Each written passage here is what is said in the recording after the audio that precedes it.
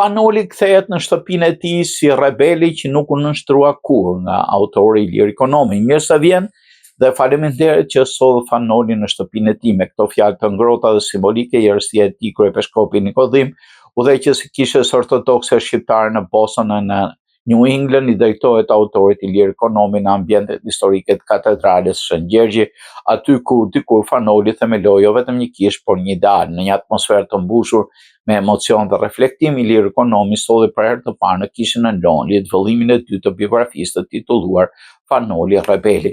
Një rikthim i pasakont, Noli i lexuar, i kuptuar, i vlerësuar në shtëpinë e tij shpirtërore, eventi organizuar nga Biblioteka dhe Qendra Kulturore Fanoli, Federata Parashqiptare Vatra në Boston dhe Katedrali e Shën Gjergji. Aktiviteti u moderua me përkushtim nga zonja Rafaela Prifti, redaktore në gjuhën angleze në gazetën Dielli, dhe një zë i konsoliduar në diasporën shqiptare. Në emër të Katedrales Shën Gjergji, fjalën e mori Dimitër Demiri, më tej kryetari i Degës së Vatrës në Boston, mentor Maksuta, e në përshëndetjen falenderoi gjithë pjesëmarrësit, në veçanti autorin ekonomi dhe peshkopin Nikodhim dhe përfaqësuesit e organizatave si Albanian Fighting Cancer, Mas Pesa, Çunat e Bostonit e tjerë.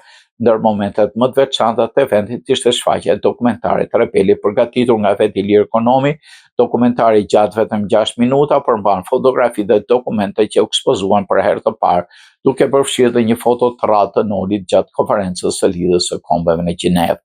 Ai zbuloi se ky vëllim i dytë nuk është shkruar në stilin klasik të historianit, por mbështetet në fakte, dokumente, letra dhe korrespondenca të Nolit, shumë prej të cilave janë siguruar nga shqiptarët që jetuan pranë tij në vitet e fundit në Florida. Një detaj i veçantë që autori ndau me publikun ishte fakti se Noli kishte dy idhuj personal, Skënderbeun dhe Napoleonin, ndoshta donte të bëhej si ata, një lider me vizion të qartë për kombin, ishte një njerëz tepër ambicioz, por dhe jashtëzakonisht i thjeshtë ekonomi.